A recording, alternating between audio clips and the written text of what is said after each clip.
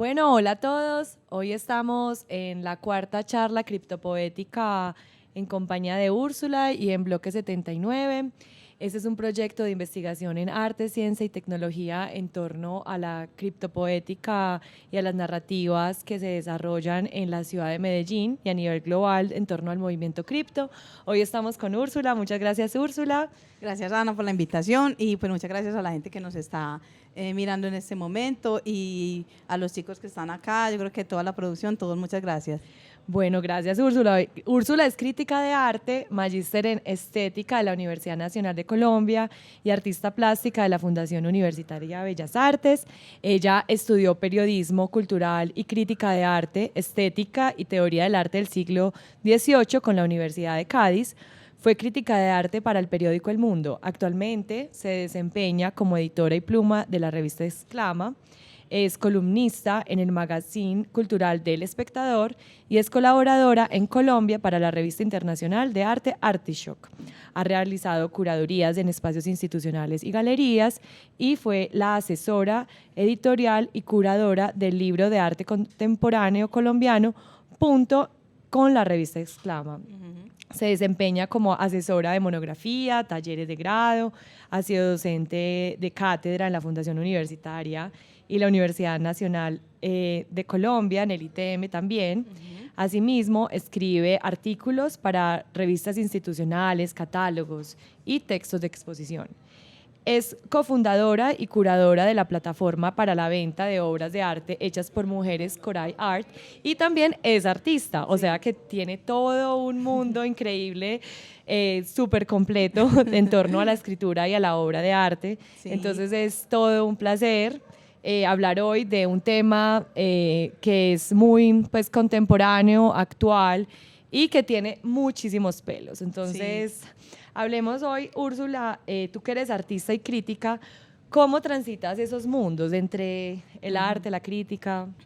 Bueno, es una pregunta que ya me la han hecho algunas ocasiones y siempre tengo como yo misma a veces me cuestiono también como esas prácticas, ¿cierto? Porque generalmente estamos muy habituados a que una persona tenga como una especificidad como en su campo y entonces si es el crítico es crítico, si es artista o si es un curador es un curador, pero ya estamos viendo que hay curadores que han sido artistas, hay curadores que también hacen crítica, los críticos también de alguna manera han sido artistas, de hecho crítico de arte hay críticos de arte que han hecho arte en algún momento también y en ese momento yo también hago arte, ¿cierto? Me desempeño como artista.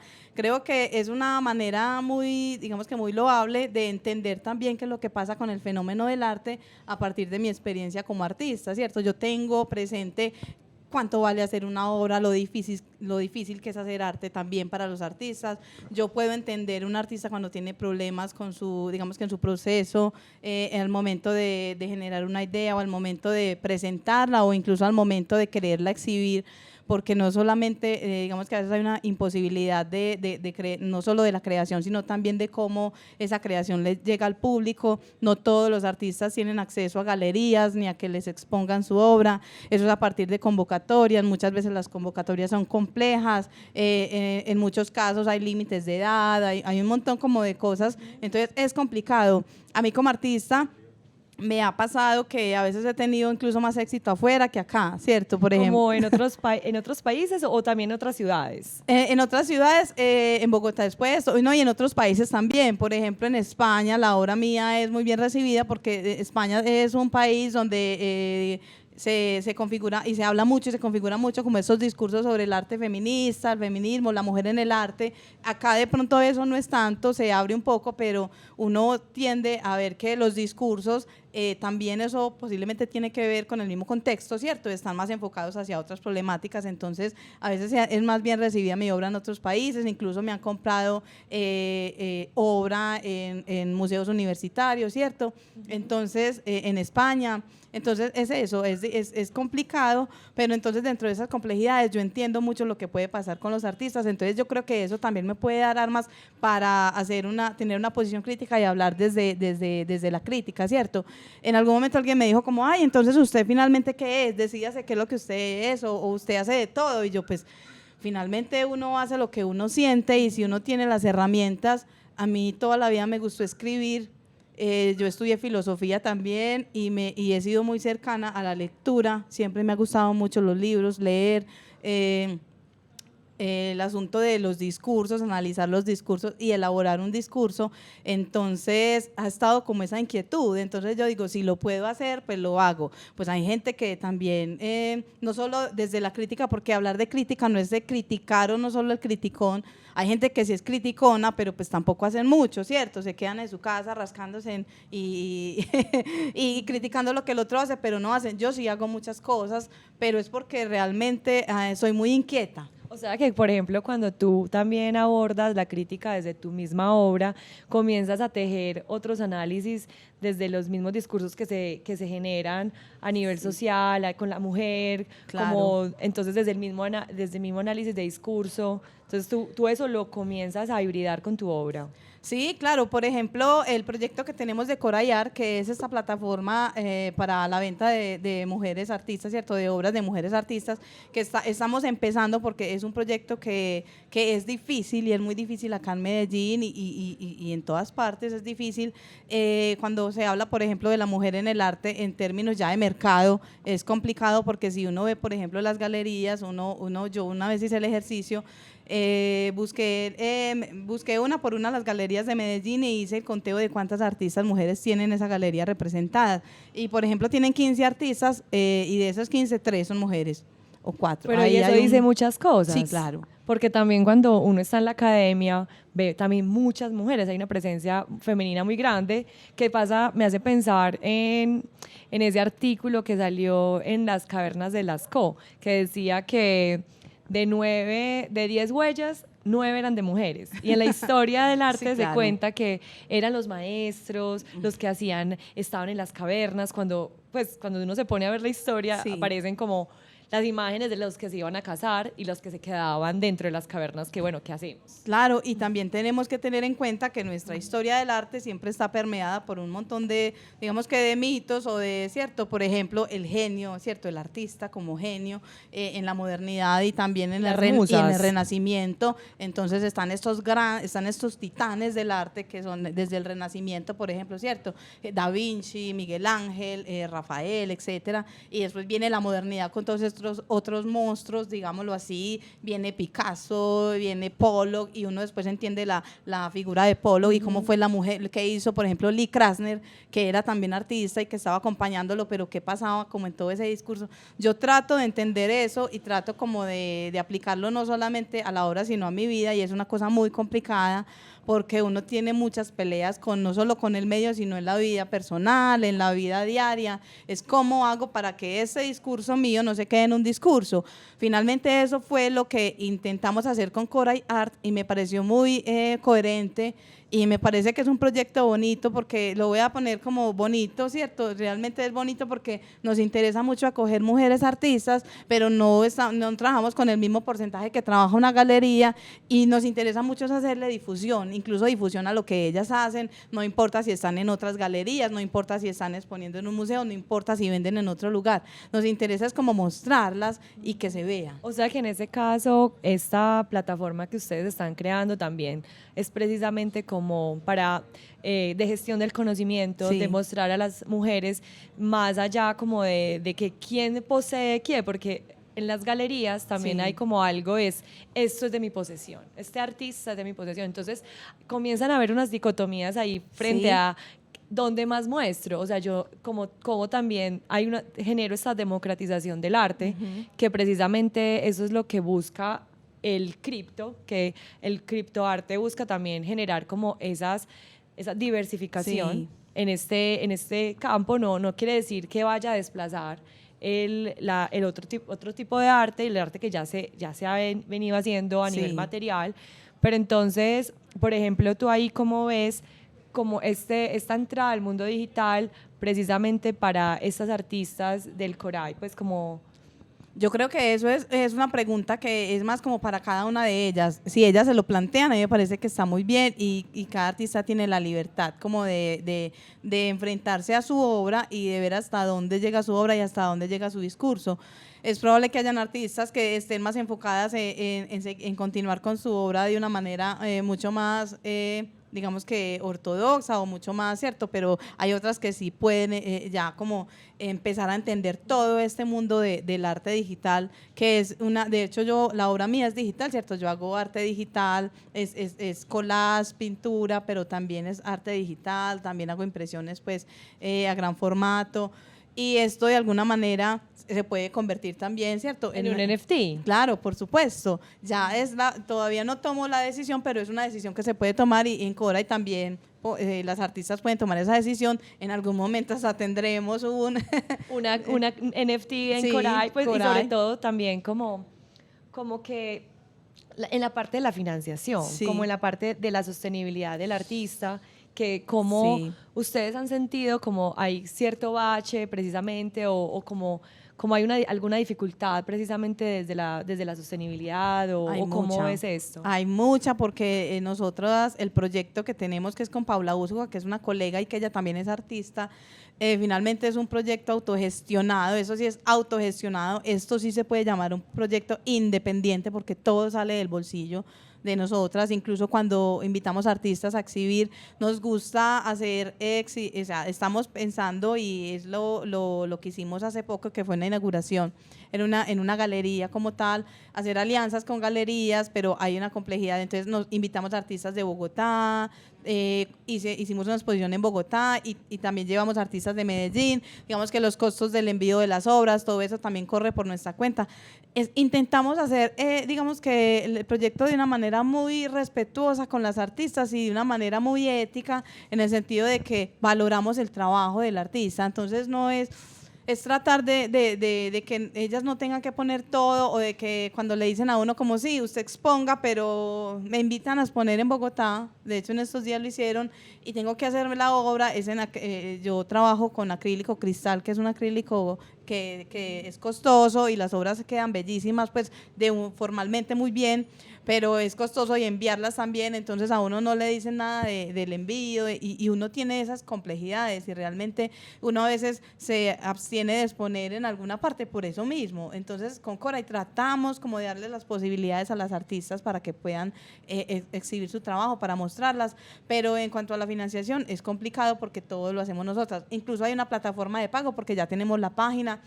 Mantener una plataforma de esas es costoso, Ana. O sea, cada año hay que pagar la plataforma, hacerla no es barato. No.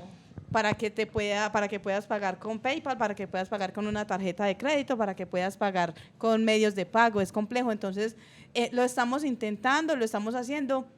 Yo diría que estamos contentos porque vamos bien, las artistas están muy abiertas con nosotras y yo creo que eso es lo importante y cada vez van llegando más artistas, nos van enviando portafolios, estamos ampliando también como esa posibilidad de que sean más y más y más.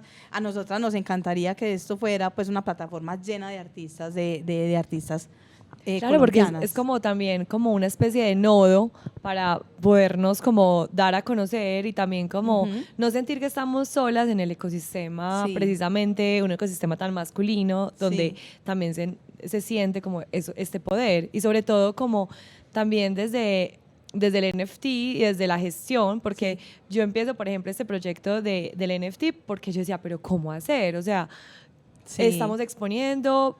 Si tú expones hasta en lugares reconocidos, tú tienes que cubrir con ciertos gastos que son realmente muy complejos porque hasta los mismos espacios no terminan como por tener esas capacidades para soportar estas ideas. Claro. Entonces también creo que se va limitando los mismos proyectos y hasta la misma parte de formal. Entonces, por ejemplo, en este sentido, a nivel cómo juega el papel de la crítica en estos tiempos de crisis visual, de crisis económica, donde también a ciertas personas están como ahí, como, ¿será que invierto en arte? ¿Será que no? Por todo lo que está aconteciendo en el mundo y sobre todo como que mucha gente está pasando su dinero al Bitcoin, entonces hay como como, o el Ethereum, entonces hay como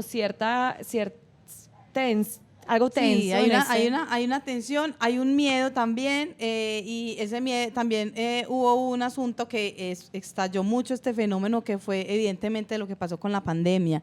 O sea, los primeros días de pandemia, yo no sé si lo recuerdas, el mundo del arte estaba, pues estaba con los pelos, así, mejor dicho, todo el mundo andaba súper estresado que iban a pasar con las galerías, que se iban a acabar las galerías, que ya, cierto, porque ya Sí, eran porque espacios físicos. Sí, físicos. Entonces, creo que ese momento de la pandemia fue coyuntural para este fenómeno del que estamos hablando, que es ya del arte digital y del criptoarte, porque eso de alguna manera lo expandió demasiado e hizo que se abrieran un montón como de perspectivas y de posibilidades que los artistas vieron allí y que dijeron, entonces aprovechemos esto, ¿cierto? Con lo que en ese momento también la moneda, digamos que la moneda virtual y el Bitcoin estaba también en su alza y todo el mundo empezó como a trasladar su dinero como a estos formatos, entonces es una cosa muy interesante. La crítica ahí y en ese momento yo creo que es muy importante y por eso es que yo trato de hacer el ejercicio, pero lo trato de hacer de una manera en la que analizo cómo se está haciendo la crítica ahora y a qué estamos llamando crítica, y que es algo que también lo he considerado un poco preocupante, porque hay plataformas que son de crítica, pero yo no sé hasta qué punto sean plataformas de crítica o sean plataformas de burla, sean plataformas para simplemente destruir al otro. Una cosa es que usted hable de un evento, una cosa es que tengamos posiciones que de pronto no estemos de acuerdo con algo, pero con la crítica empiezan a haber un montón de fenómenos que son, que no veo problema en que, por ejemplo, los memes, que es algo que claro. es tan de nosotros ya, o sea, ya lo estamos naturalizando, pero hasta qué punto un meme sobre una persona se empieza a volver algo que ya puede atacar a la persona más personalmente que con su discurso o con lo que está hablando, ¿cierto? O sea, que puede, llegar a ser destructivo, y cualquier persona que se toma también en la postura de crítica, pues entonces también se moldea esta idea de crítica, o cómo podría nombrarse, cómo podríamos hablar como de eso. Lo que pasa es que la crítica, de todas maneras, si entendemos la crítica como desde su historia, pues ya sabemos que la crítica también parte mucho de lo que es la comunicación cultural. Pues cierto, si vemos casi que las primeras críticas de arte que se empezaron a hacer era solamente para la élite, cierto, que eran de hecho cartas escritas para la élite sobre lo que estaba pasando en el salón o en los salones, y ha sido muy cerrado también. En algún momento se entendió la crítica como ese puente entre el espectador y la obra, entonces de alguna forma el crítico también era como ese dador de luz, o el que le decía al espectador qué era lo que estaba pasando pero no es tan así, ¿cierto? Pues ya hoy en día, y eso lo planteo yo en mi libro, que yo hace poco lancé un libro, que se llama Una crítica incipiente. Una crítica incipiente, Sí. Reflexiones sobre arte.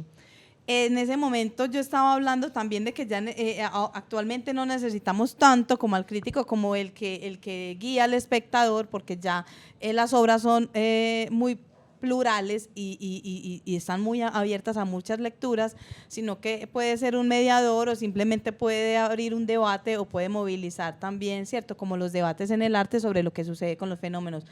Pero pienso que la importancia de la crítica no solo que se haga de forma académica, como en libros, textos muy sesudos también y muy densos, que es una de las críticas a la crítica también, que muchas veces la crítica puede ser muy cerrada en su lenguaje, también solamente se hace para académicos, entonces son libros de teoría crítica que son muy importantes y que uno los lee, pero muchas veces son densos y que no están, digamos, que para todo el público, que no es un público que está formado en este medio y que tiene un montón de conocimientos o un bagaje lingüístico, porque hay que tenerlo también de alguna manera. Pues yo lo tengo, yo soy muy corta en eso, pero uno lo intenta. Entonces yo trato de que la crítica que se hace, incluso de los posts que hago en Facebook, que a veces son más como uno los llama así pataletas, pero ¿cierto? Claro, las pataletas de Úrsula. O sea, que podríamos hacer un libro de las pataletas de Úrsula, hasta un cómic.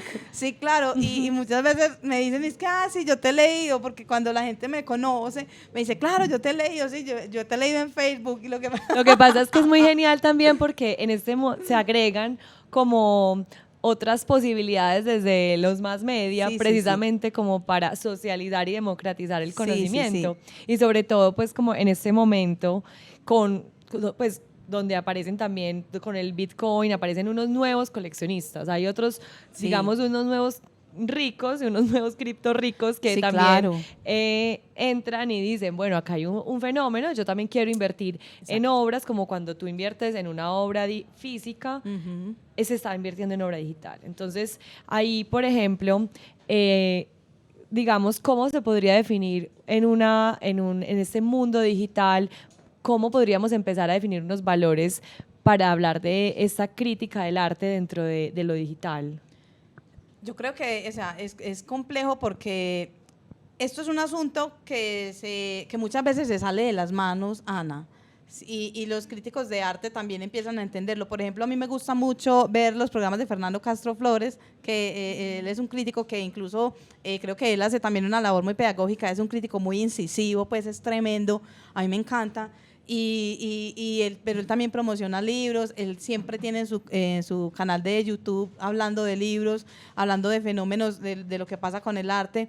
Y hay un teórico y un crítico también, que es Juan Martín Prada, que tiene un libro que después miraremos como una recomendación que yo hago de un libro de él, y es, hablan como de eso, pero para hacer una crítica que esté enfocada más a este fenómeno, yo creo que hay que tener un buen conocimiento sobre lo que está pasando, porque finalmente fue algo que digamos que se venía generando todo este fenómeno, pero ya hoy en día es algo que ya es tan real que todos le tenemos que poner atención, porque ya hay exposiciones de criptoarte, y muchas veces también empieza a haber digamos que el público también se cuestiona, y entonces ¿cómo hace uno con el público? Y sabiendo también que, digamos, gran parte de esas exposiciones, algunas personas son del mundo de las finanzas. Entonces, como se agrega Claro. como este componente de que el movimiento de la gestión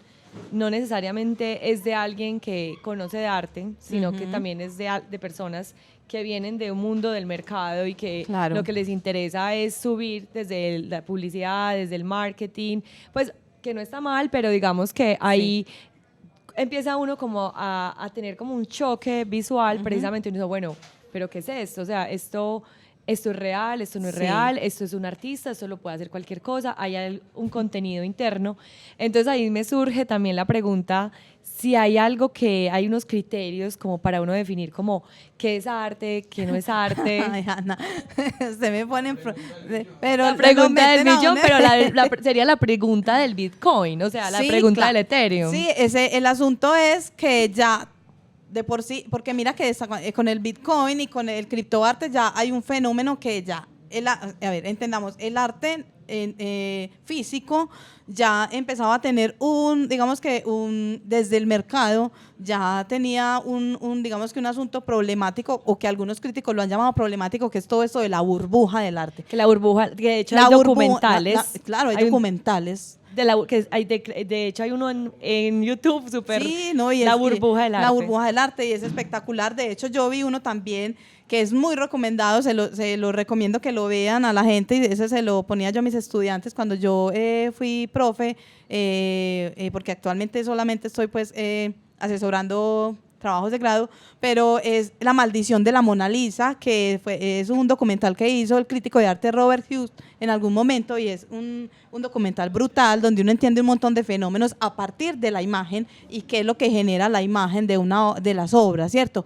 Y el fenómeno cultural, cómo la gente entiende la cultura, por ejemplo, de que la Mona Lisa, la gente dice, pues es una obra de arte tan enigmática, pero al mismo tiempo como tan manoseada, pero al mismo tiempo tan hiperrepresentada y vueltas, hay un montón de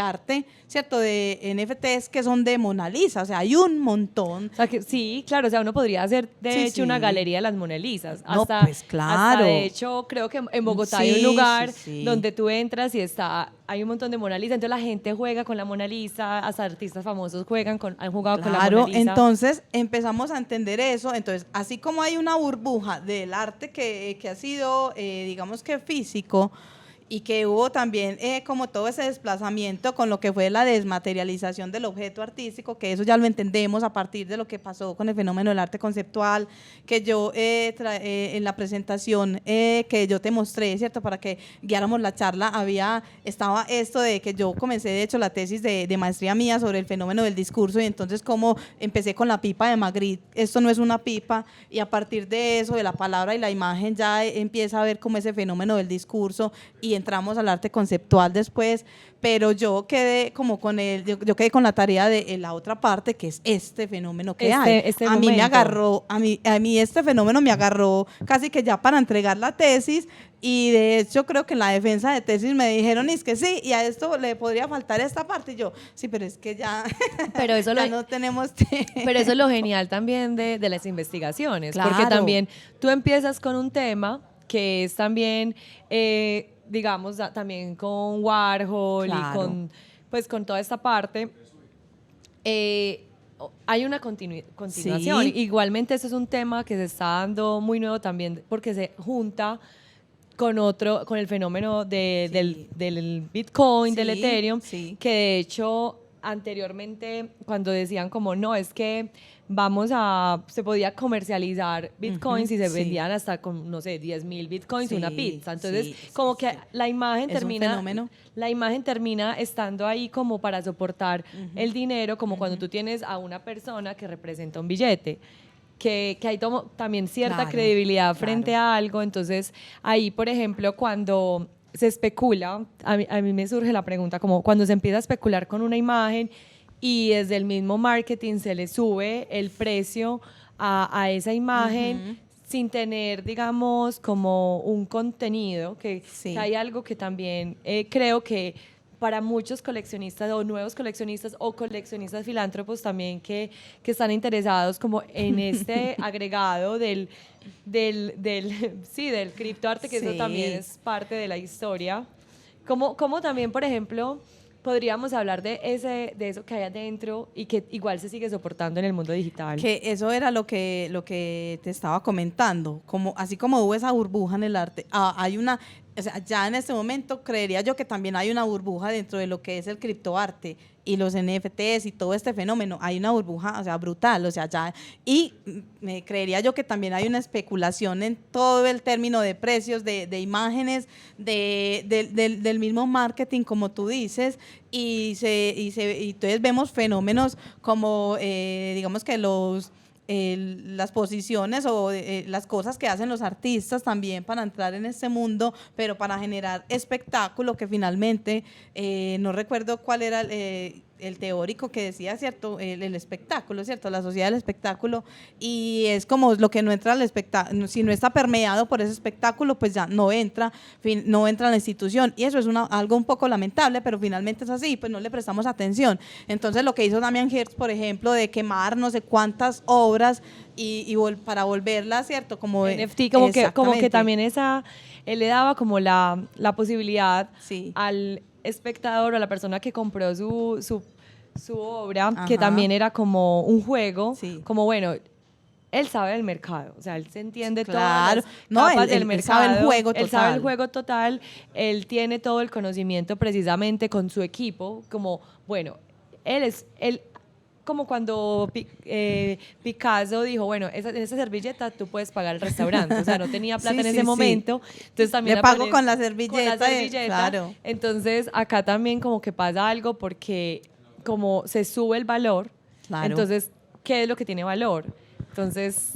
Vean, hay algo muy interesante en eso, y también lo vimos hace poco, que también el medio artístico estuvo muy crítico respecto a eso, y fue la noticia de la que hablamos, que te acordás que hablamos, y mira esto, de Frida, de Frida cuando Kahlo, vino, claro. Y es muy interesante la palabra que dijiste ahora de filántropo, porque uno empieza a especular sobre la palabra. ¿Qué es un filántropo? ¿Cierto? ¿Qué es un filántropo? Es precisamente para nuestros espectadores. O sea, cierto, eso es como, no, pues se le llama filántropo como a una persona que tiene una cantidad de recursos, pero que empieza a hacer, digamos que obras de caridad con esos recursos, pero que también apoya instituciones y que también tiene como esas ganas como de hacer que la sociedad y que vivamos en una cultura mejor y en una sociedad mejor, pero pues sí, como tan filantrópico, que de alguna manera, entre comillas, podemos decir que es como la contraposición del misántropo, ¿no? Del que odia, el de que odia a la gente o la humanidad o que no le gusta o que está, ¿cierto? Como que no tolera a la gente o a las personas, un misántropo que creo que decía que Schopenhauer era uno, no sé. Entonces es como eso, pero dice, entonces este señor lo que hace es para su obra de caridad, porque él estaba diciendo que era como para apoyar una fundación de unos niños, como contra el maltrato, el maltrato hacia los niños y eso. Entonces hace todo un espectáculo mediático con fiesta, mariachi, de todo, ¿cierto? Juegos artificiales, etcétera. Y lo que hace es quemar una obra de Frida Kahlo.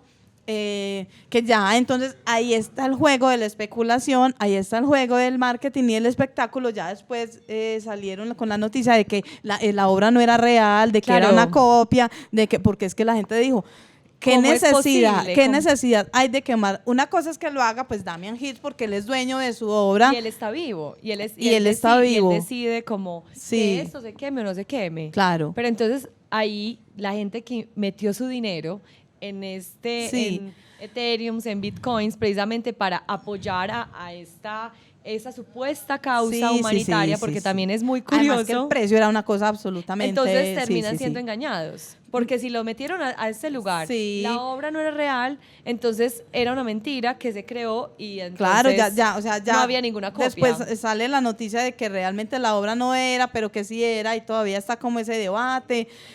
A lo que yo voy es que finalmente el valor que se lo da, entonces incluso creo que habló el bisnieto o no sé de Diego Rivera, pues como él también un poco como en shock con el asunto. No es la mejor obra de Frida, no la es, pues finalmente era como un dibujito que ella hizo en uno de sus diarios, que fue como en una parte importante de su vida, porque en ese momento ya estaba en la cama, estaba pasando pues por una crisis, etcétera, pero no es la mejor obra y no es la que más me encante, pues porque Frida tiene obras buenas, tampoco es que ya uno tiene sus gustos o ya, ¿cierto? Pero finalmente uno dice hasta qué punto hay la necesidad de quemar la obra. Eso fue todo un espectáculo, eso no tenía nada que ver con lo que ya viene siendo el fenómeno de los NFTs y esto. Entonces, a lo que uno es más crítico es como con todo ese show que se hace en como el la arte estructura de los asuntos. Fue como el mismo show que hicieron con la banana, con la cinta.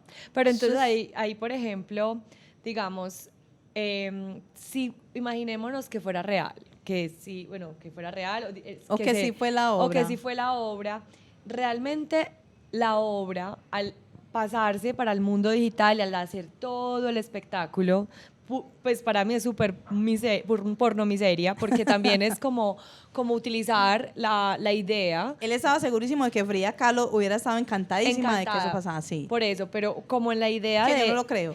Yo tampoco lo creo, porque también como hay otras nociones, ¿cierto? Y también como el usar a los niños, a toda esa estructura, que creo que eso es muy complejo. Realmente, estas fantasmagorías que se quema la fantasmagoría de Frida, realmente el valor de la obra, al pasarse a este mundo digital, al él tomar esta decisión, imaginémonos que es real, realmente esas 10.000 copias, ¿es la obra? ¿O sigue siendo, o termina siendo también un fantasma de la obra? Yo en ese sentido sí pensaría que son fantasmas, o ya son virtuales finalmente. Virtuales, y eso ya puede entrar ya más en términos como de otra clase de estéticas que van más allá como de la misma forma y de la misma imagen, y que son virtuales, o sea, son cosas inexistentes, pero que tenemos que entender que estamos en una sociedad así, o sea, ya nosotros, y eso creo que lo trata mucho pues este filósofo Chulhan, ¿sí? Sí, que él habla mucho de eso, pues uno de los libros que es No Cosas habla precisamente de eso, es que ya es información, pero no son cosas realmente, lo que nosotros absorbemos es información. Finalmente lo que queda como de estas imágenes y de los NFT es la información de la imagen, la información de que yo tengo el certificado que dice que es mía. pero realmente son virtuales, entonces no sé si hay como una fantasmagoria ahí. Del cuerpo, de las cosas. Sí, de las cosas, pero es lo mismo que pasa, Ana, con las relaciones, es lo mismo incluso que pasa en ese momento con nosotros, ¿cierto? Lo que estamos haciendo acá. Es bien interesante porque estamos grabando en vivo, pero acá realmente la relación con el público no es real porque estamos tras una cámara. Eso lo han explicado y lo han hablado mucho desde los estudios visuales, y ya no propiamente desde la estética, sino desde los estudios visuales, de qué pasa con ese fenómeno de lo virtual, de lo real. Que José Luis Brea, Rancière y todos ellos han hablado de eso, y creo que ahí sí hay como puntos que yo creería pues que digamos que ya los teóricos fuertes en eso, ellos tienen más palabras para hablar, pero uno analiza el fenómeno desde la vivencia y uno dice, ahí no se sabe si es problemático o no, pues finalmente si para la gente que compra, ¿cierto? La imagen, y si tiene digamos que la gente que invierte en este tipo de obras, no hay ningún problema, no es problemático, pero empieza a ser un fenómeno que se problematiza más como desde toda la estructura, como tú hablabas, de cómo se llega a eso, de cómo hacemos para que esto se expanda, y si tiene que ser a partir de ese montón de espectáculos en el que tenemos que quemar las reales para que pueda haber una atención en lo virtual. Yo creería que no tiene que ser necesariamente así. Que eso es muy complejo porque es como también decir, como creo que Julia Buenaventura habla Julia. De que hola Julia, si lo estás viendo, que lo está viendo. Julia es tesísima, a mí me encanta. Porque yo escuché como después de que ella puso un video como muy fantasmagórico, me pareció increíble porque era como ella como duplicada y ella era también como en esa idea como se están quemando el Amazonas, se están descongelando los polos, entonces se está el Bitcoin también. Si no hay conciencia, entonces como también es que estamos salvando el mundo, entonces estamos usando cierta moneda, pero esa moneda emite muchísimo CO2, está contaminando, entonces ahí en esas capas de coherencia a nivel conceptual, a nivel visual, todo, que cuando utilizan este tipo de estrategias desde la imagen digital, que eso ya la imagen digital ya existía, entonces... al decir es que por 20 Bitcoin yo estoy salvando a los animales de la jungla, pues que pueden ser ese es el discurso. Ese es el discurso. Entonces, ¿cómo relacionas, cómo podríamos pensar como a nivel de crítica, y sobre todo si hay una necesidad de la crítica también para poder como tener una mayor credibilidad frente al mercado del NFT? ¿O no es necesario? Yo creo que no es necesario. Finalmente, a los que deben tener credibilidad son los que somos más escépticos. Yo soy un poco escéptica todavía como en ese tema, ¿cierto? Pero a mí la credibilidad no me la tienen que... O sea, yo finalmente no tiene que haber como mucha credibilidad en eso, porque es que ya lo hay. O sea, ya hay una credibilidad en el asunto, y hay una credibilidad como en lo que está pasando en este momento. Pues es que mira, solamente como Ana, la cantidad de personas que están invirtiendo en esta clase de obras. Entonces, ya la credibilidad la hay.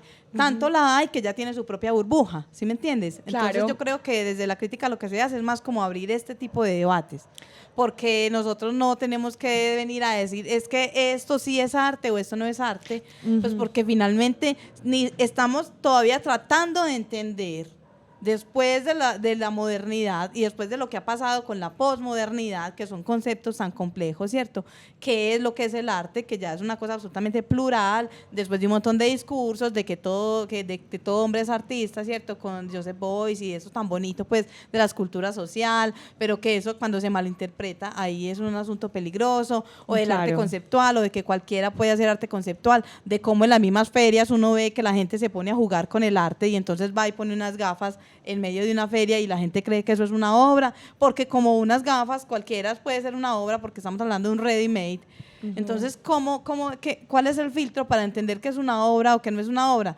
Ese fenómeno se vio muy bien ilustrado en esa película, ¿cómo era que se llamaba? La del cuadrado. Exactamente, Square, eso. Está. Que claro, o sea, quitan esta pieza que era toda tradicional y se le genera todo un discurso al cuadrado que es también... A ese fragmentito. A ese fragmento. Que se cierra. Y cuando la entrevistadora le pregunta al curador, que además me parece genial porque la película hace una, digamos que los códigos con los que representan al curador es casi que los códigos que uno ve en todos los curadores son así, como curador de museo. A nivel visual, Sí, como que curador de también museo, es cierto, como las zapatillas, el pantaloncito, el que- es como si van alcaldes, pues Sí. todos se dicen muy parecido. Entonces, esa película es muy genial porque es lo que ella le pregunta, entonces si yo este bolso es arte, ¿cierto? Mi bolso es arte, entonces él dice pues que si ponemos el bolso acá en la institución, sí. Claro, entonces también es como que se empiezan a romper como estas ideas, además que el que lo pone también, o sea, es un artista, Sí. entonces no es cualquier persona. Sí, eso tiene que ver directamente, Ana, con lo que habla, con lo que se habla en el Círculo del Arte, que es un libro. Ahora justamente no recuerdo bien el autor, pero Se los dejamos sí, en los comentarios eso. después. Y de pronto ponemos el link del libro porque creo que está ahí o yo lo tengo en PDF, que habla y que también eso tenía que ver con Danto, la teoría institucional. ¿La teoría institucional de qué habla? De que lo que en la institución valide como arte va a ser arte, siempre va a ser así.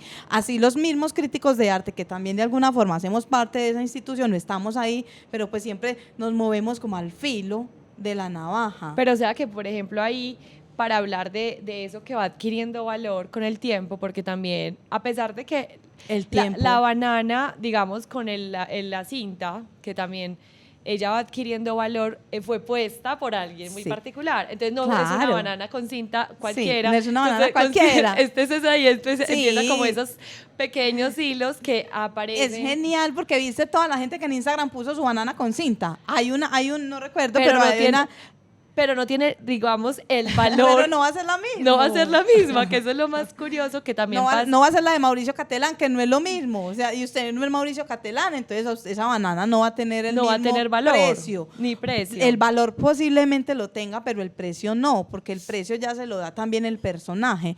Hay que entender algo muy importante en el arte, y creo que eso lo decía Robert Hughes en algún momento.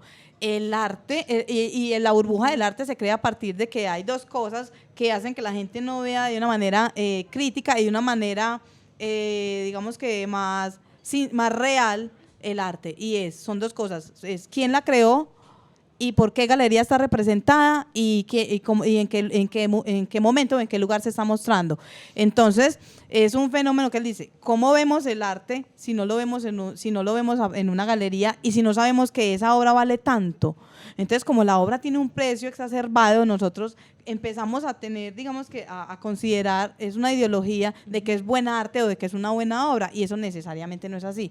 O sea, hay un asunto, y yo eso lo llamé en algún momento el canon del mercado, y es que empiezan a permear digamos que un montón de criterios que incluso son criterios estéticos o criterios desde la misma visualidad de qué consideramos buen arte y mal arte, y el mercado está haciendo bastante en ese sentido, no sé si para bien o para mal, pero entonces estamos empezando a entender que los artistas que más venden o los que tienen los precios más inflados son los mejores artistas, y eso es mentira, o no es cierto. O por ejemplo, los que venden más en ciertos lugares, de ciertas ferias, son los mejores artistas. Son mejores artistas. Entonces, por ejemplo, ahí… Eso es peligroso, Eso Ana. es peligroso porque, Sí, por claro. ejemplo, para ciertos artistas o ciertos jóvenes, pues como que entonces, ¿quién valida? O sea, si es el que más pone o el que… Sí.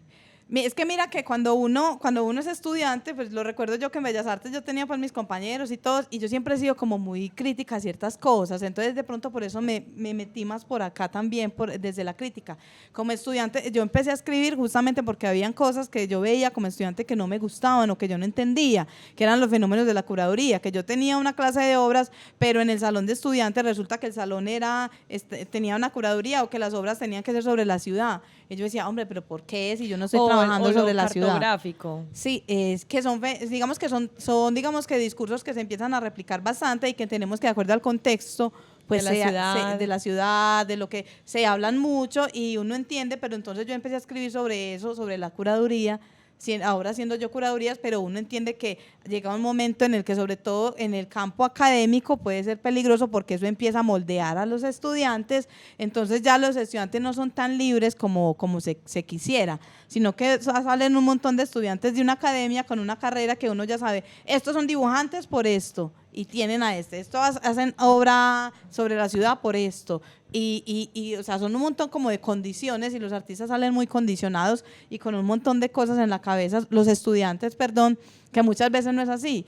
Porque te digo yo que yo muchas veces con mi trabajo, pues a veces me va mejor afuera que acá, por esas mismas condiciones, ¿cierto? Sí, yo creo, a mí me pasó lo mismo precisamente cuando estaba en los últimos semestres de la universidad, que yo decía, no, o sea, era tan denso en ese sentido como tú tienes que poner sobre este muro blanco. Entonces el muro blanco también, y en cierta agilidad también, como monte y desmonte, eso también va creando como unas estructuras precisamente que van condicionando la mirada, la forma de hacer.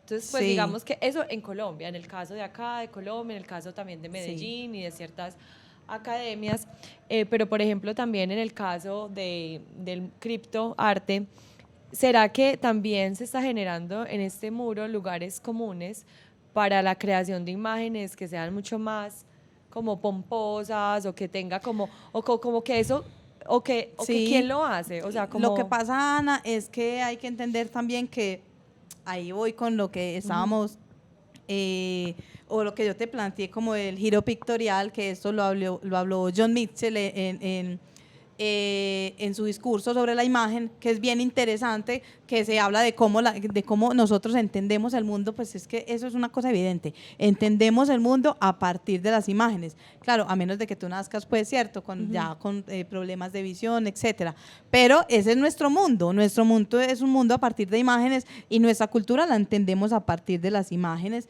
y esas imágenes entendemos que empiezan a tener un montón de discursos y un montón de cosas. ¿Qué es lo que pasa en la actualidad? Y lo digo yo, no me voy a meter en camisa de once varas, pero lo digo yo como editora de una revista o de una plataforma, que es una plataforma de cultura contemporánea que manejamos una estética y manejamos unas imágenes que son de muy buena calidad y que tiene que ser una cosa o sea, muy bien hecha, muy bien trabajada. Lo que finalmente yo muchas veces me cuestiono también es el público. Cuando montamos una publicación en Instagram, ¿a cuáles imágenes le dan más like y cuáles tienen menos like?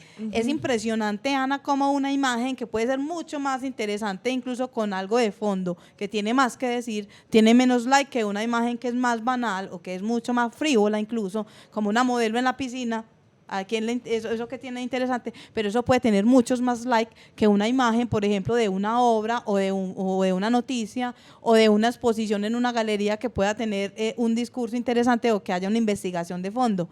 Entonces, ahí lo que pasa es que somos muy dados a lo ligero, a lo banal, a lo fácil. Eso es una cosa que finalmente esta cultura lo hace porque somos la cultura del, ¿cómo se llama esto? Del like, de la droga del like. Sí, pues y de pasar. Entonces nos impacta de inmediato la imagen. Entonces la imagen tiene que impactar. O sea que eso también, digamos, precisamente para adquirir como ese sentido de que estoy haciendo algo, de que pues realmente funciona y que es como que lo que le gusta al algoritmo, lo que le interesa al algoritmo, lo que va a vender y lo que va a generar más mercado, y entonces eso es lo que está llamando la atención precisamente del mundo cripto. Exactamente, es eso. Yo, por ejemplo, lo que pasó en estos días también, que fue impresionante con el vestido, viste, en el desfile de modas que se hizo este vestido con aerosol, eso es impresionante. Claro. Y a partir de ahí todas las plataformas empezaron a replicar ese mismo fenómeno, ¿cierto? Ese mismo video con la modelo que salió ella, bellísima, y que le pintaron su vestido y que salió con el vestido caminando, que eso fue como wow. Eso fue una cosa impresionante, pues como también como la moda, y también trabaja con la ciencia, que es una cosa bien interesante, el arte, la moda, todo. Hay ciencia detrás, porque para que un aerosol después se vuelva una fibra y es una tela, pues por favor, ¿cierto?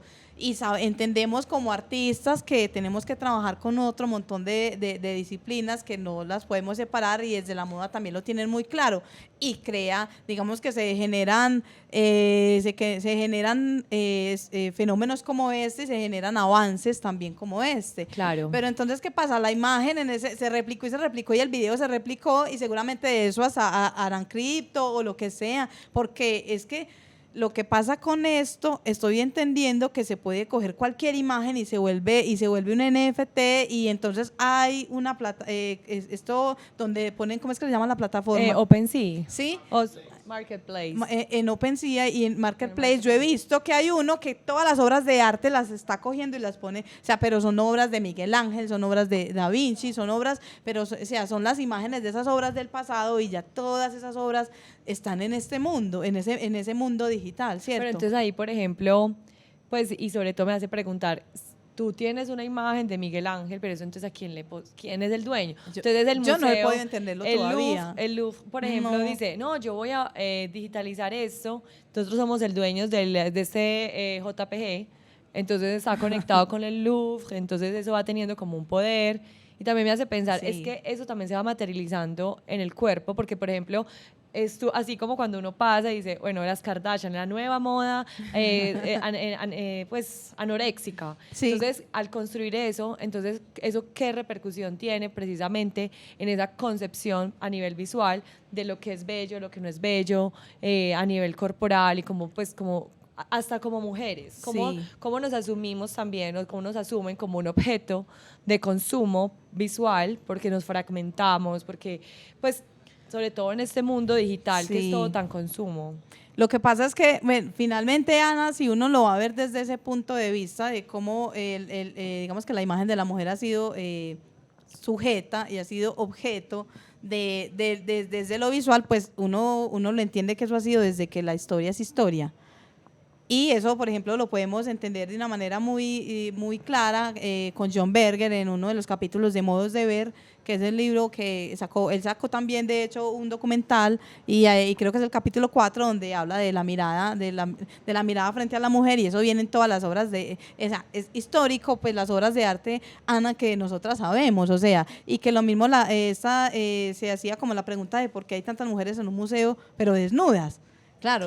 Están en las obras, pero no están como artistas, no están como creadoras. O como musas entonces perciben. Entonces ni siquiera podemos decir que eso viene con lo que vienen a hacer como el criptoarte y este fenómeno de lo digital. Lo que pasa es que lo que hace lo digital es que lo que hace lo digital es que lo sobreexpone y lo replica de una manera exacerbada. Entonces ya anteriormente la gente para ver a la mujer desnuda ¿cierto? Tenía que viajar en caballo. Sí, la maja desnuda de Goya, pues entonces, ¿cierto? A menos de que cuando empezó la réplica en los libros, pues cierto, pero ya tú puedes ver la maja desnuda de Goya. Pero digamos que hay algo también muy visceral, que creo yo que es también como por qué siguen existiendo los museos, a pesar de que tú veas la maja desnuda en un libro y que hayan hecho un grabado, hayan escrito sobre ella. Digamos que las personas, los que tienen la posibilidad, siguen yendo a la capilla, donde Miguel Ángel. Cuando ven una obra como estas, hay como realmente como esa continuidad por entender y comprender y poder estar ahí con la belleza. De hecho, ayer raramente que estaba así, pues como bajando de un bus en el aeropuerto, así como cuando uno no se imagina estar con nadie, es como estaba un señor al lado, un peruano, que empezamos a hablar así de arte y él decía, no, es que yo me voy para Washington, y me dicen, pero ¿por qué vas para allá? Es que yo tengo que ver ciertas obras. Entonces es también como que hay cosas que más allá de la reproductibilidad, que es lo que tú como necesitas, o sea, como humanos, cuando tú persigues la belleza. Esa necesidad, yo creo que esa necesidad, y yo espero pues que nunca falte también, ¿cierto? Yo también tengo el sueño de ir y ver obras que uno añora ver. ¿Por qué? Porque es que ahí está la materialidad, y pienso yo, no sé si será una cosa que dirán como muy, como dicen, muy, no especulativa, sino fetiche. Sí, que es que está la energía puesta ahí del artista, y eso no me lo va a quitar, o sea, eso me lo quita una reproducción. O sea, está la pincelada, que es una cosa que se ve en el pegotico, esa parte, por más que sea la reproducción más brutal, es la materia y es como esa relación de mi cuerpo con ese otro cuerpo, que es esa imagen que está ahí. Es una cosa muy corporal, Ana, que yo creo que no se debe perder y es lo que la gente busca cuando va a los museos y cuando va a las exposiciones, y que hay obras que yo sigo considerando que sí o sí son obras que son para ver en el momento, y puede entenderse también como el performance, por ejemplo, muy buen, hay video performance, foto performance, pero digamos que si hay la posibilidad de ver el performance, es una cosa en vivo y es mucho más visceral verlo en vivo que verlo en video, porque yo lo he visto, los he visto en vivo y los he visto en video, y en vivo a veces me empieza a dar, por ejemplo, con performance de artistas de acá de Medellín, ¿cierto? Que uno ve que uno se empieza como a desesperar, uno le empieza a dar algo, viendo como la misma desesperación del artista, o viendo la misma posición que tiene el artista en ese momento, uno lo siente. Cuando tú ves el video, hay una especie de filtro o de velo que hace la cinematografía. Claro, como lo cinematográfico, que ya está como esa barrera, ya no hay un cuerpo ahí, ya es una imagen en movimiento. Y tú también tienes tu control, porque tú controlas el punto y el momento. De hecho, puede que puede que este minuto nadie lo vea. Exacto. O sea, puede que y hay edición. Hay edición, entonces puede que nosotros lo cortemos, pero puede que que perdure. Sí. Puede que la persona que esté viendo, hay alguien que está viendo, o puede que ya nadie esté viendo eso. Entonces a mí genera como, puede que nos estemos olvidando de las personas que hay detrás, pero ellos están ahí, puede que ni siquiera nos estén escuchando, o simplemente que estamos en medio de otra pestaña del computador que se está reproduciendo. Y no es lo mismo, porque entonces yo estoy trabajando, y yo lo he hecho, porque como te digo, yo soy tan inquieta y a veces no tengo tiempo, entonces yo pongo mi tablet y estoy viendo un video y estoy escribiendo una cosa, y estoy viendo, por ejemplo, a Fernando Castro, pero lo estoy viendo en el video, pero no lo estoy viendo a él, estoy escuchando y estoy escribiendo, y ahí se pierden muchas cosas, ¿cierto? O ver un performance de Marina Abramovic, por ejemplo, el performance en el que la gente en ese momento la agredía en una galería al punto de que ella era pues llorando y la gente la cortaba, le pegaba, le hacía, que fue uno de los performances más brutales que ella hizo, y que de alguna manera eso también hizo que ella se ganara mucho en el medio artístico, como ese prestigio y esa cosa, como que ella también se autoproclamara la abuela del performance. No creo que sea tanto la abuela, pero sí que tiene una importancia pues bastante grande, y ha hecho cosas que uno dice, cierto, eso al punto de llegar al peligro de que tuvieron que parar como el performance como tal, porque ya no se sabía si alguien la iba a matar o no, pero como estaba permitido en ese momento, o sea, estando ahí presente, viendo eso, Ana, yo no sé cómo reacciona uno. Yo creo que eso uno siente una angustia, o hasta esa misma pulsión de maldad que tenemos los seres humanos, porque yo no sé si el hombre es malo por naturaleza o el hombre es bueno por naturaleza, como esos dos tópicos filosóficos que hay. No sé cuál de los dos será. Pero yo siento como que hay capas, y sobre todo en las narrativas de las cosas, precisamente como que ahí precisamente está la crítica, porque el arte no siempre se ha usado como, ay, sí, pintemos no sé qué, o dibujemos tal cosa, o pues desde esa parte, sino que también ha sido como una postura hegemónica, también se ha utilizado para conquistar territorios, precisamente en la colonia, entonces era como, esto es lo que vamos a ir a conquistar. ¿Cómo nos representamos los animales? Es que el arte siempre conquista, y yo en algún artículo que escribí sobre un libro que salió, decía que el arte siempre sale bien librado. El arte siempre sale bien librado. Porque está siempre acompañando las cosas. Sí, el arte tiende a ser muy crítico hasta cierto punto, pero finalmente entendemos que el arte sigue siendo arte. Y hay artistas que cuando sí lo entienden, pero digamos que el artista a veces quiere ser como cierto redentor y más allá, y hasta cierto punto no piensan como artistas, sino que empiezan a pensar como antropólogos o como sociólogos o como psicólogos, que finalmente esa no es la misión, o sea, eso no es el fin último del arte. No voy a decir cuál es el fin último, pero creo que ir más allá, o sea, hay digamos que unas formas de entender el arte que bien puede tener un montón de discursos que van permeados por todas estas otras disciplinas, pero yo creo que el artista debe pensar siempre como un artista, y eso implica evidentemente tener en cuenta otra clase de asuntos que son la forma, la materia, la composición, el color, y eso por ejemplo la corporalidad, el gesto, como decía Milán Kundera, ¿no? El gesto brutal del pintor cuando hablaba de Francis Bacon. Entonces es como los artistas a veces se les olvida eso cuando empiezan a divagar en un montón de otras cosas y quieren ser los salvadores del mundo, pero pues finalmente quieren salvar el mundo, pero la obra es una cosa terrible, en términos mínimamente formales, que eso es lo que uno a veces exige de una obra. Así sea una obra que esté hecha con desechos, uno ya empieza a entender esas estéticas. Pero hay obras que yo, por ejemplo, como crítica, yo siempre veo que la obra tenga buena factura. Y eso se lo exijo, por ejemplo, a un estudiante cuando yo estoy evaluando. ¿cierto? Claro, porque que esté bien, que no esté torcida, que mire, que esté bien, o que si utilizamos un color, por ejemplo, que es tan importante en la imagen. Sí, y ahí vamos con el asunto como de la antropología de la imagen, el discurso, la psicología del color, la psicología del arte. ¿Por qué utilizaste este color? Hay artistas, hay estudiantes que no lo saben, por ejemplo, no, porque es que sí, pero a veces no es tan arbitrario. Se centran tanto en el discurso que dejan lo otro de lado. Claro. Lo que hace la imagen, por ejemplo, y los NFTs es que están, yo creo que absolutamente concentrados en la imagen como imagen. Como imagen. Entonces ahí, por ejemplo, me hace pensar como, pues así a nivel de crítica, hace un tiempo estuve en un evento en la Andy, ¿sí? En un evento en la Andy, y todos los de la Andy estaban esperando precisamente porque era un evento de innovación, entonces habían cosas muy interesantes, como frente a nuevos materiales, cómo pensar el futuro, y una de las últimas charlas era de una criptoartista. Entonces todos estaban esperando a esta chica, ¿cierto? Yo tenía mis dudas porque ya había visto como unas imágenes en Google y la verdad no me llamaba mucho la atención porque no entraba, pues no era como desde mi feeling y todo, pero pues además que no, me parecía muy naif, muy inocentes, entonces no me interesó mucho, pero la escuché. A los 5 minutos, no menos de 5 minutos, yo creo que al primer minuto yo ya quería salir a tomarme una aromática y vomitar.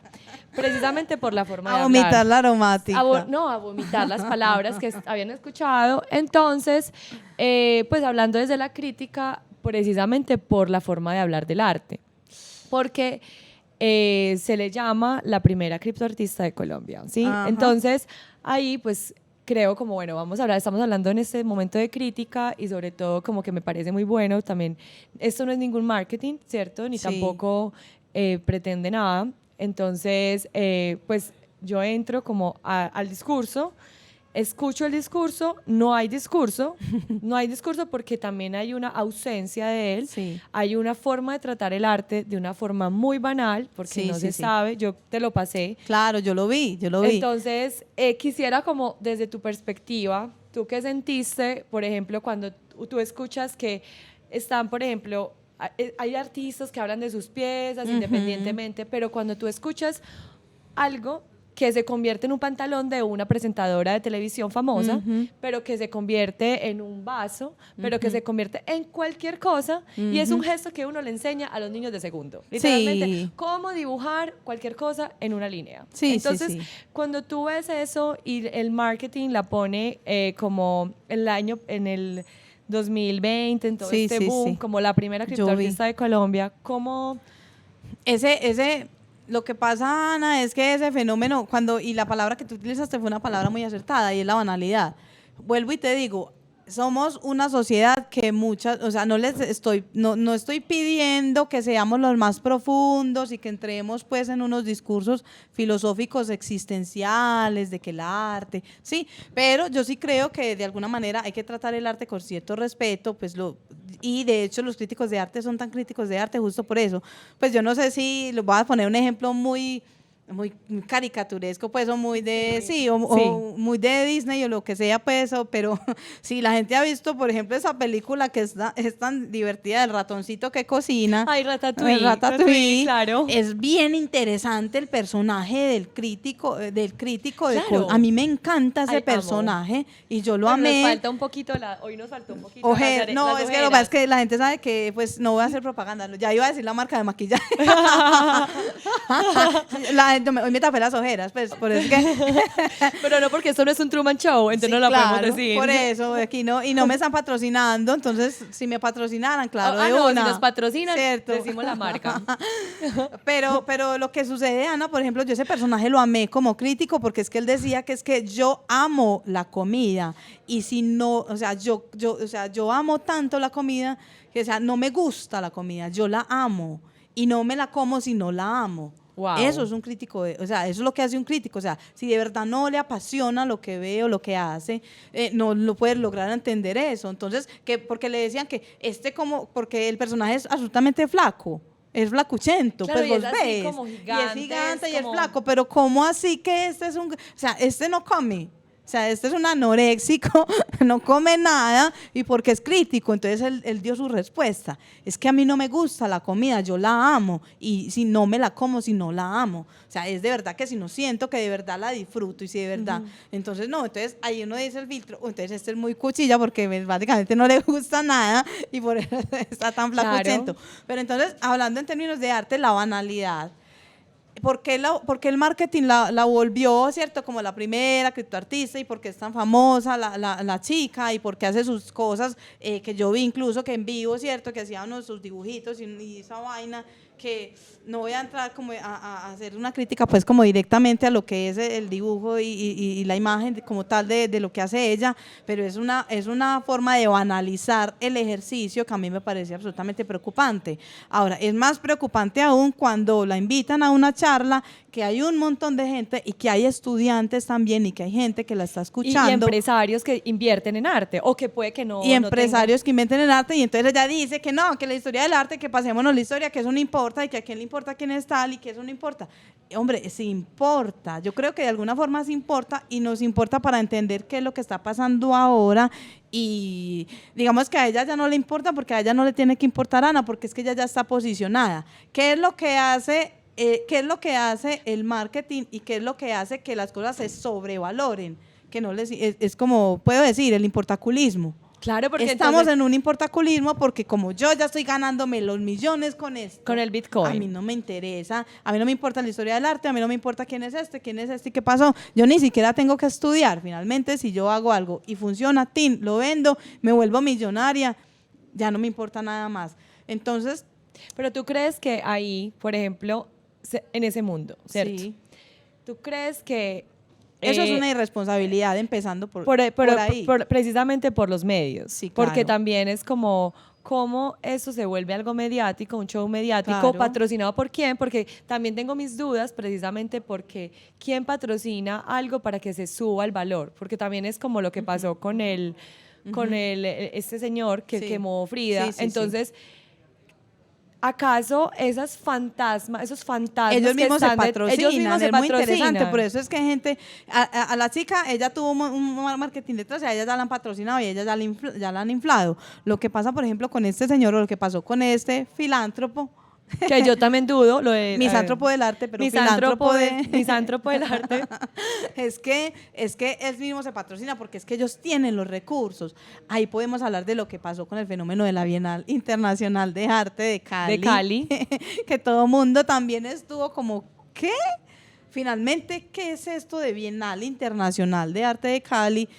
Y cuando tú veías las obras, uno decía, oh my God, pues es que de verdad, ¿de qué estamos hablando? Y no tiene que ser el super evento, pero entonces, ¿cuál es la calidad de las obras? ¿Qué es lo que están realmente mostrando? ¿Y qué es lo que estamos entendiendo por Bienal? Es que empiezan a haber un montón de cosas que tienen, digamos que, puntos de debate, pero como ellos tenían los recursos porque se patrocinaron, porque salieron en todas las revistas, hicieron artículos en todas partes de esa Bienal Internacional, lo hicieron porque tenían los recursos. Si no hay recursos, yo puedo hacer mi exposición, pero entonces si nadie quiere escribir sobre mi exposición, no, y no tengo cómo pagar para que lo hagan, Ana, no se va, no, a menos de que llegue un crítico de arte y le interese. Pero entonces, por ejemplo, ahí cuando tú compras paquete de seguidores, entonces también está creando como una pequeña, Sí, una sí. ilusión. Es una ilusión. Una ilusión de que tu obra vale. Sí, claro, paquetes de seguidores o paquetes de likes o bots o comentarios o un montón de cosas. Tú ves, por ejemplo, si tú entras digamos que a a Instagram de gente que a veces es muy famosa o hasta gente que ni siquiera es tan famosa y tú miras los comentarios, uno de hecho ya identifica cuando un comentario es un bot o cuando un Por comentario ejemplo, uno ya lo sabe. o sea, por ejemplo, cómo se comienzan a hibridar ahí como estos Sí, claro. bot commentaries, como que comienza como... Por ejemplo, a mí, hay yo me una acuerdo que a mí una vez me humanidad. decían, es que, ay, no, que es que usted compra seguidores, o que es que usted... Yo no, pues a mí me sigue un montón de gente que yo no tengo ni idea quiénes son, y a veces me escriben, y a veces los que me comentan son gente que me conoce, y pues los comentarios son, Úrsula, vea, esto, y son comentarios de personas así. Pero cuando uno empieza a identificar que son comentarios comprados, son, por ejemplo, florecita, corazoncito, carita, florecita, llamita, llamita, llamita, llamita, corazoncito.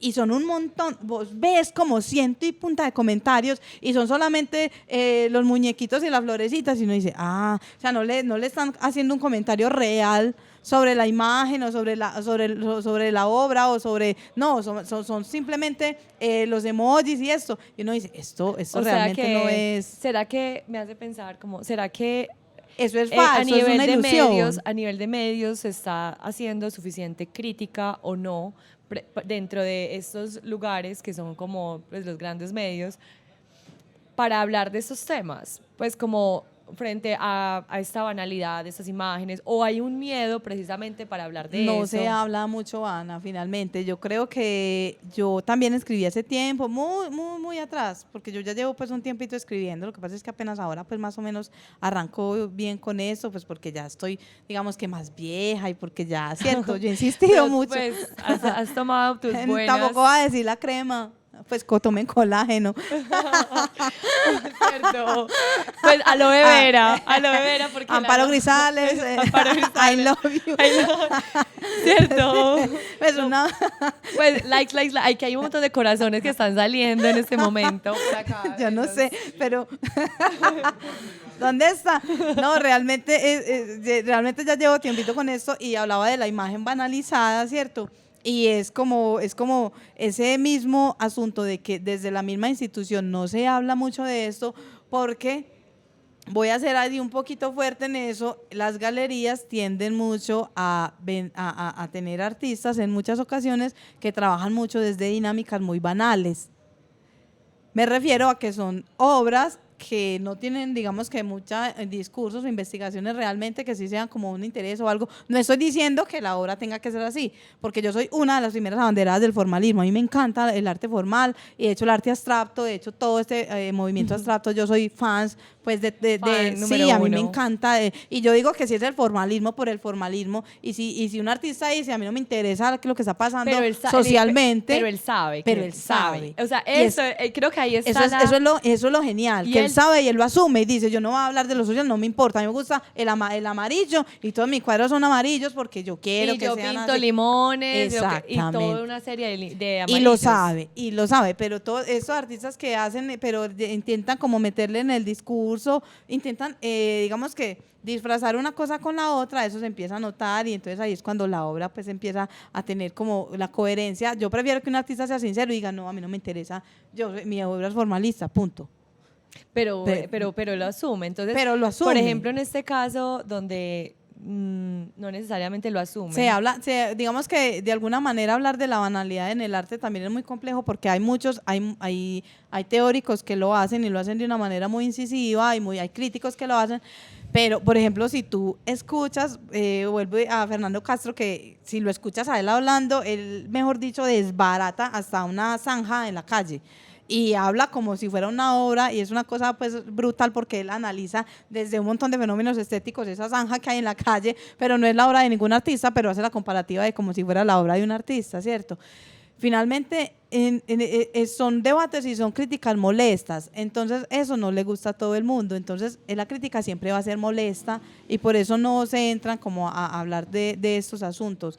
Lo que hacen, por ejemplo, las ferias cuando hacen temas de discusiones como paneles de discusión y eso, lo que he notado yo cuando he podido estar en esos paneles es que son ferias que los mismos, el mismo panel de debate, entre comillas, lo que hace es volver a legitimar lo mismo.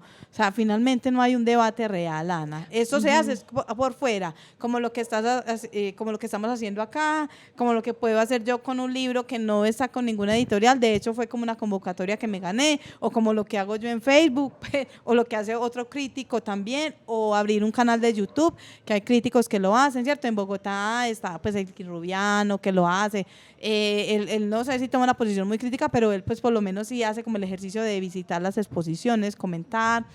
Hay críticas también que se hacen desde la misma ausencia, de hecho la misma ausencia de crítica puede ser una crítica misma, ¿cierto?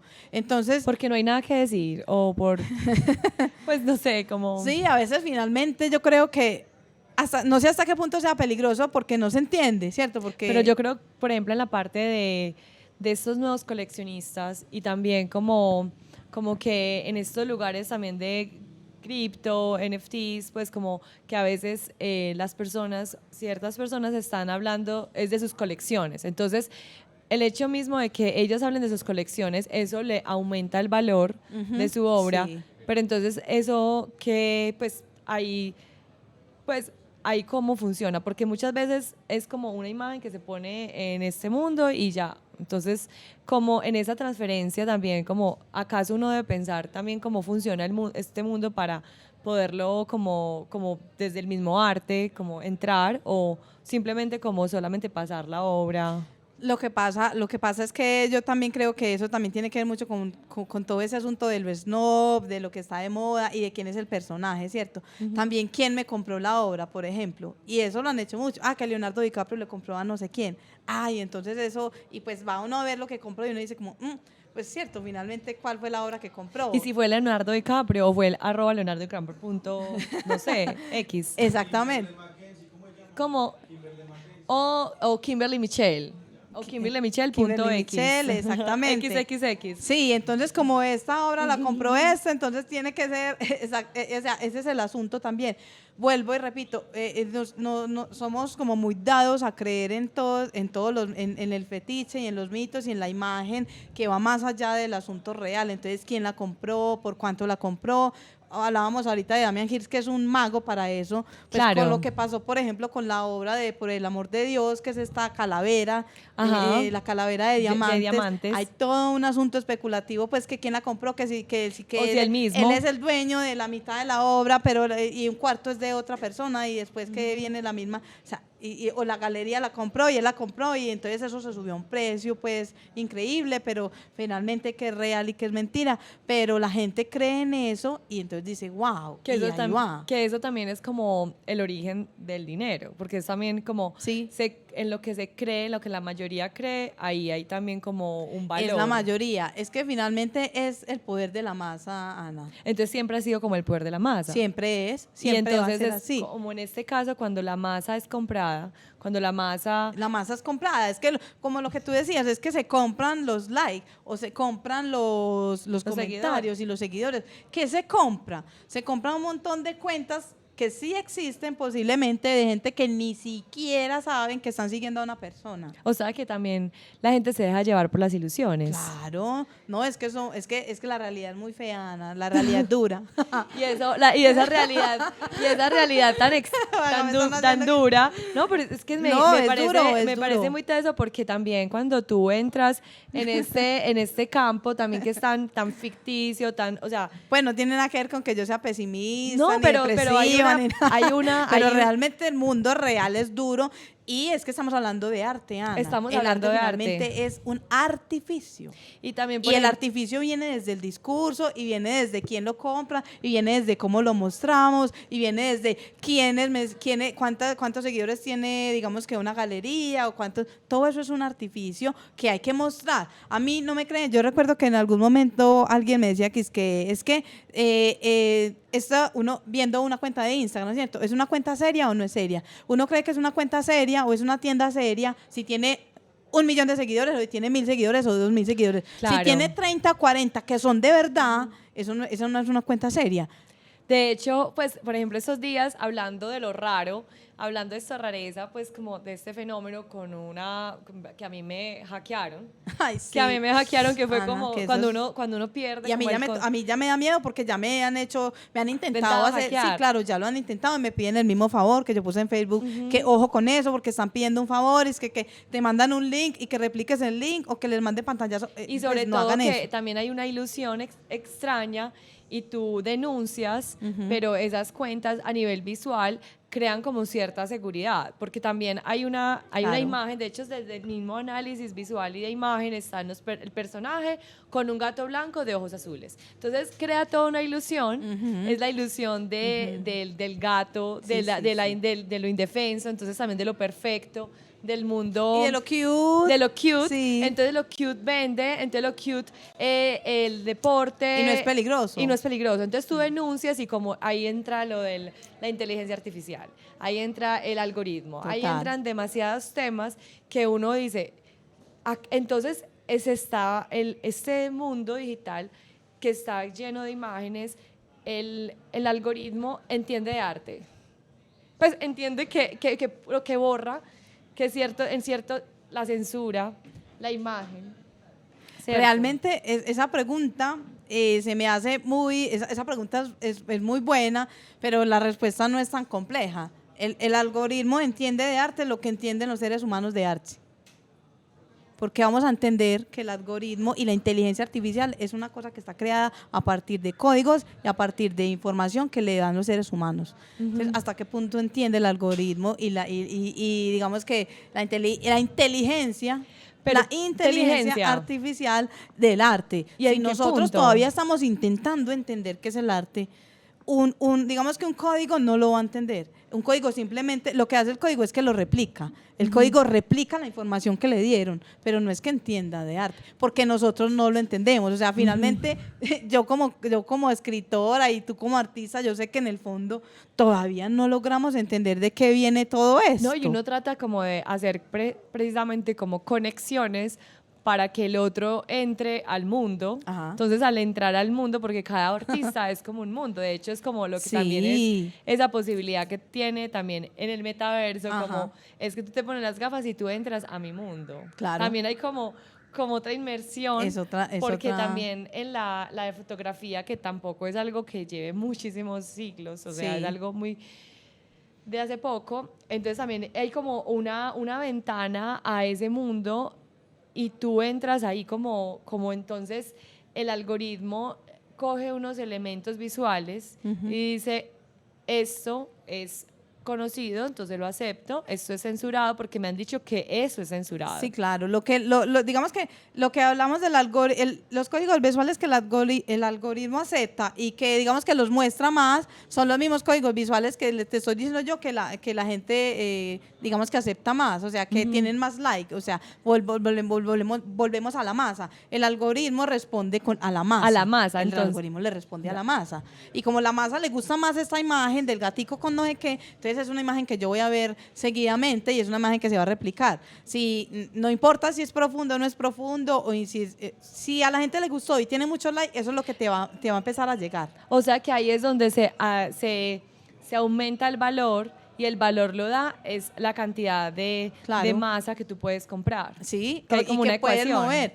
Que hoy en día, digamos que ya está la posibilidad de comprar esa masa. Está la posibilidad de comprar la masa. Es impresionante, usted la compra. O sea, yo, por ejemplo, lo bueno es que cuando las cosas se hacen pues así, uno sabe, me compraron 2 libros o 3 libros, yo sé que me los compraban de manera real, ¿cierto? Porque tengo pues y no puedo decirles cómo te voy a comprar para que me compres, pues eso es imposible que pase. Pero con lo que son las cuentas, por ejemplo, con Instagram o con la imagen, o incluso en YouTube, creo que en YouTube también se puede hacer eso. Tú puedes poner no sé si se puede comprar cuántos seguidores tienes en un canal de YouTube. Pues de más yo sé si yo abro un canal, de pronto la gente entra más como para decirme cosas, o porque les caigo mal, o para chismosear, porque o lo que sea. les encanta. Pero pues igual, no lo voy a hacer, pues me hizo tentada, pero todavía no. Pero digamos... No llego hasta allá. Pero digamos que yo no quiero esto ser es un influencer, intento. ni Esto nada es de un esas vainas. Pero si tenés como No, demasiados seguidores. No, O sea pero- que eres una especie de influencer. No, pues eso es Pero mira terrible que- porque yo soy muy mala influencia, yo no me influencio ni a mí misma, pues yo soy un desastre, eso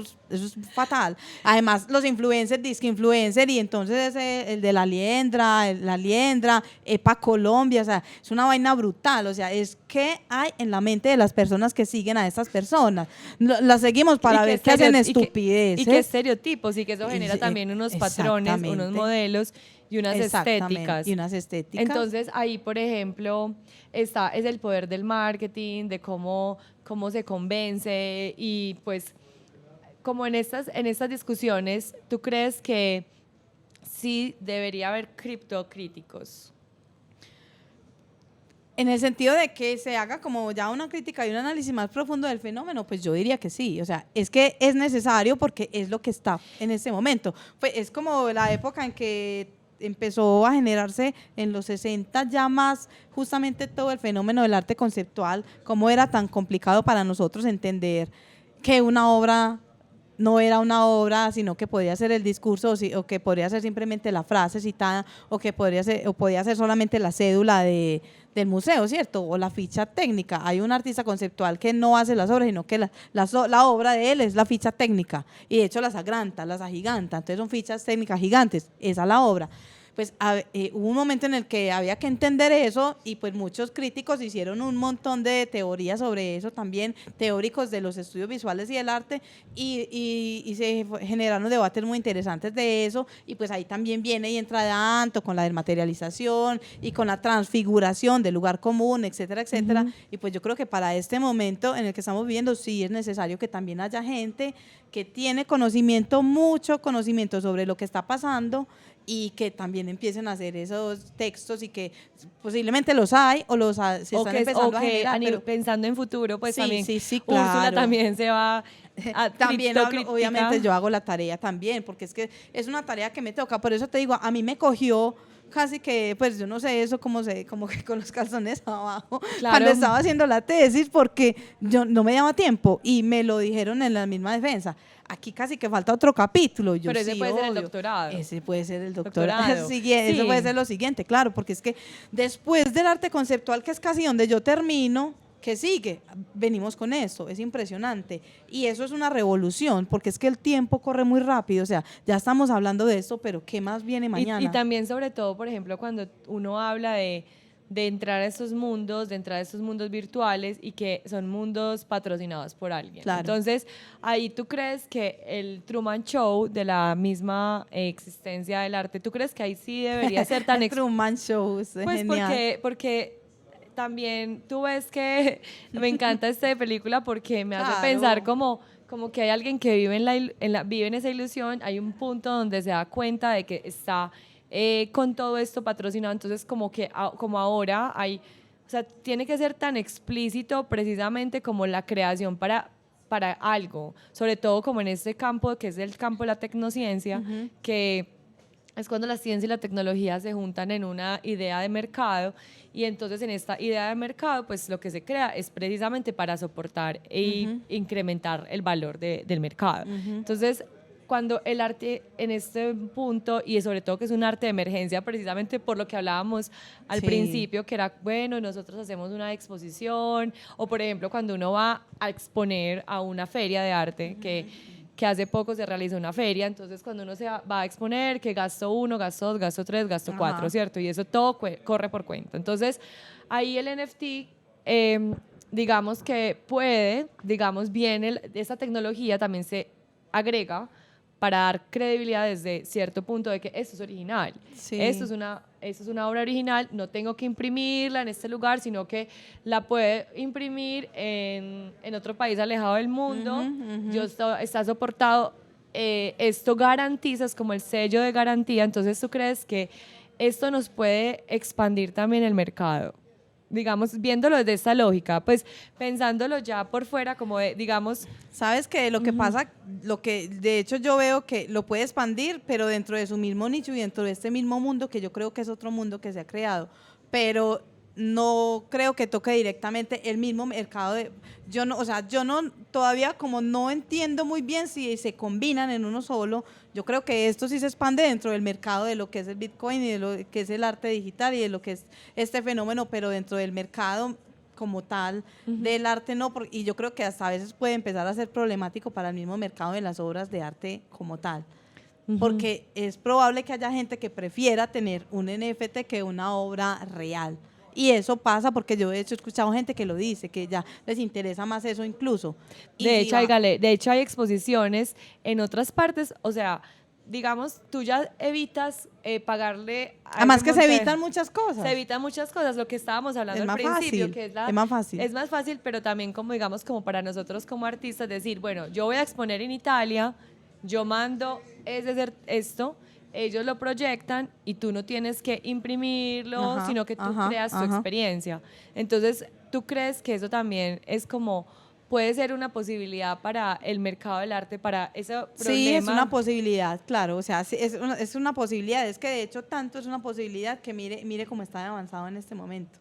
Desde el mercado es una posibilidad, Desde claro. el mercado, sobre todo si se sabe trabajar y, por ejemplo, aquí desde Bloque 79 que se está haciendo pues todo un trabajo precisamente para, sí, con los chicos, precisamente Ovaciones, desde la gestión, para Claro, entenderlo, claro. porque también es entenderlo desde la crítica, entenderlo desde que si somos estudiantes, egresados y queremos como que a veces ni siquiera es este mundo y este mercado, las becas a veces ni siquiera Yo alcanzan creo para cubrir todos los gastos, entonces como también hay una intención por nosotros, como bueno, Sí. ¿qué hacer? ¿Cómo hacer? Yo creo que en ese sentido es muy importante y creo que este tipo de espacios y también lo que están haciendo aquí en Bloque 79 y lo que haces tú con estas charlas es muy importante y lo mismo pasa con el fenómeno del arte, el arte como tal y es como la parte pedagógica. O sea, Claro. Ana, la pedagogía hace mucha falta,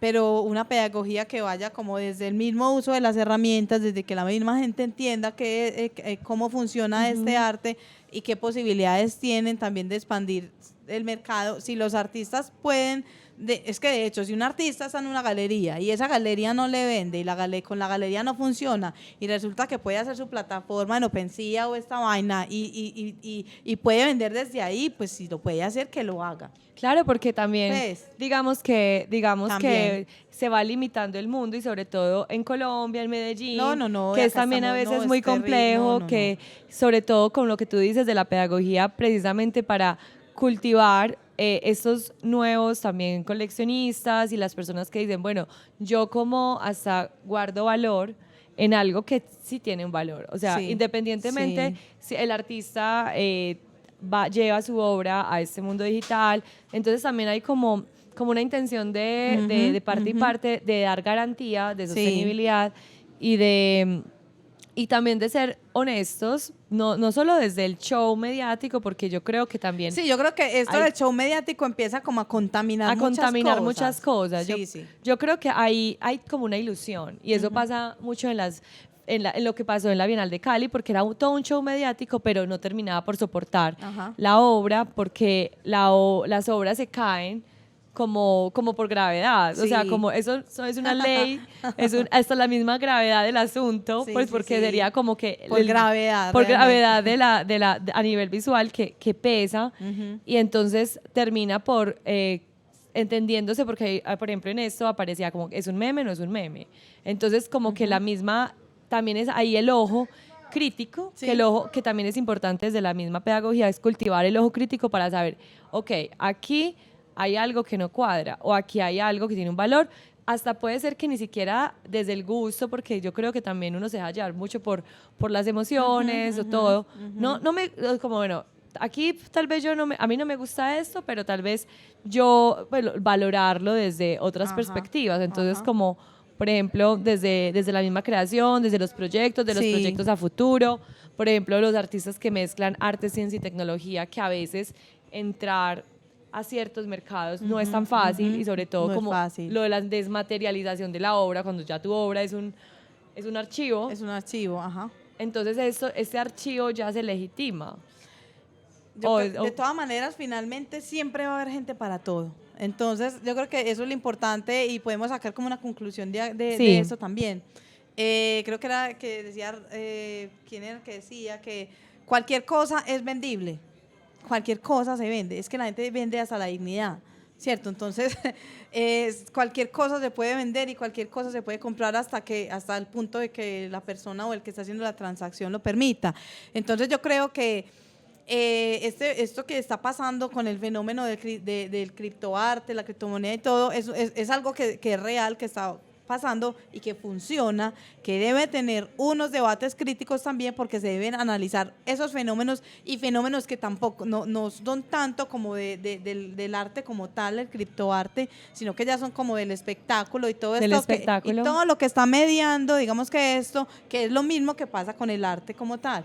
Se hablan de esos debates, pero que es una realidad que estamos viviendo, lo mismo que pasó con el arte conceptual y que también la entendemos y que ya hace parte de nuestro ADN artístico, por decirlo así. Entonces yo creo que sí, o sea, es una realidad y creo que hay que entenderla, creo que hay que saberla entender y a los artistas y a los que les está funcionando realmente, yo creo que también es una opción y es una cosa que hay que revisar, pero yo creo que funciona y está funcionando. Claro, entonces, por ejemplo, tú, ¿cómo que le dirías a las personas que están viendo, que verán en el futuro? Porque esto será, hay presente, hay futuro. Yo parezco bruja, pero no.